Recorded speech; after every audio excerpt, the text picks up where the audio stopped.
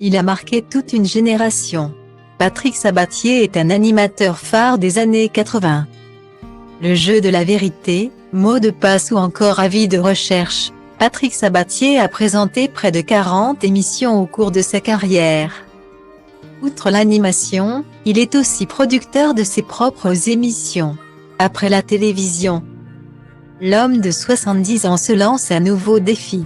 En effet, après avoir connu le succès sur le petit écran, Patrick Sabatier se prépare à écrire une nouvelle page de son histoire, en tant que romancier.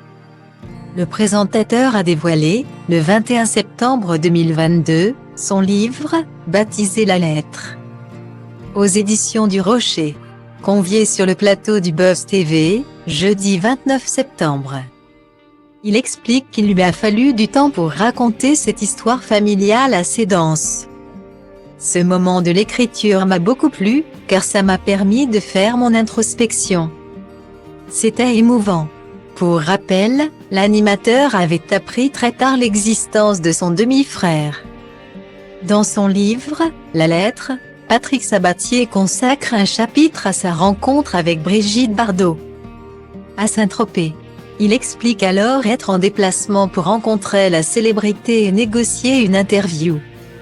Sur le plateau du Buzz TV, l'animateur phare des années 80, qui avait aidé Patrick Bruel à retrouver son premier amour, partage ensuite une étrange anecdote.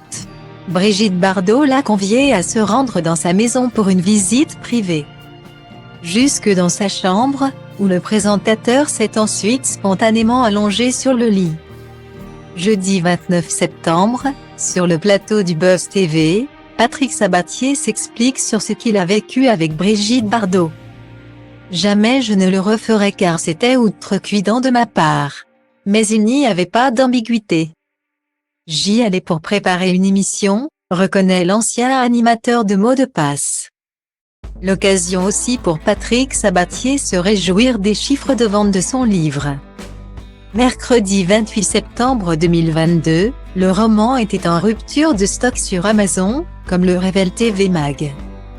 Les Français se passionnent pour le destin de la famille de Patrick Sabatier, qu'il raconte dans La Lettre.